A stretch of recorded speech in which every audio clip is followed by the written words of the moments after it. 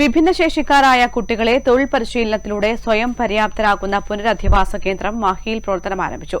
പുതുച്ചേരി മുൻ ആഭ്യന്തരമന്ത്രി ഇ വത്സരാജ കേന്ദ്രത്തിന്റെ ഉദ്ഘാടനം നിർവഹിച്ചു. വിഭിന്നശേഷിക്കാരായ കുട്ടികളെ അവരുടെ അഭിരുചികൾക്കനുസരിച്ചുള്ള തൊഴിൽ മേഖലയിൽ പരിശീലനം നൽകുകയും വെല്ലുവിളികളെ അതിജീവിച്ച് ജീവിതത്തിൽ മുന്നേറാൻ അവരെ പര്യാപ്തരാക്കുക എന്ന ലക്ഷ്യത്തോടെയുമാണ് അബുദാബി മാഹി വെൽഫെയർ അസോസിയേഷന്റെ നേതൃത്വത്തിൽ പുനരധിവാസ കേന്ദ്രം ആരംഭിച്ചത്. സംഘടനയുടെ ജീവകാരുണ്യ പ്രവർത്തനങ്ങളുടെ ഭാഗമായാണ് ഇത്തരമൊരു കേന്ദ്രം ആരംഭിച്ചത്. തുടക്കത്തിൽ 23 കുട്ടികൾക്കാണ് പരിശീലനം നൽകുന്നത്.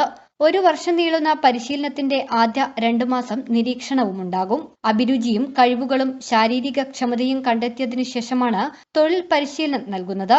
കേന്ദ്രത്തിന്റെ ഉദ്ഘാടനം പുതുച്ചേരി മുൻ ആഭ്യന്തര വകുപ്പ് മന്ത്രി ഇ വത്സരാജ് നിർവഹിച്ചു.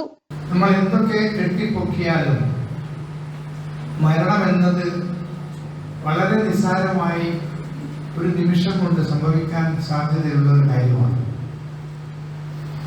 ആ മരണം നമ്മളെ എപ്പോഴാണ് തേടിയെത്തുന്നത് എന്ന് നാം ഓരോരുത്തരും കരുതിയാൽ നമ്മൾ കാണിക്കുന്ന മത്സരങ്ങളും നമ്മൾ സഹജീവികളോട് കാണിക്കാത്ത പല കാര്യങ്ങളും നാം ഒന്ന് ചിന്തിക്കുന്നത് നന്നായിരിക്കും.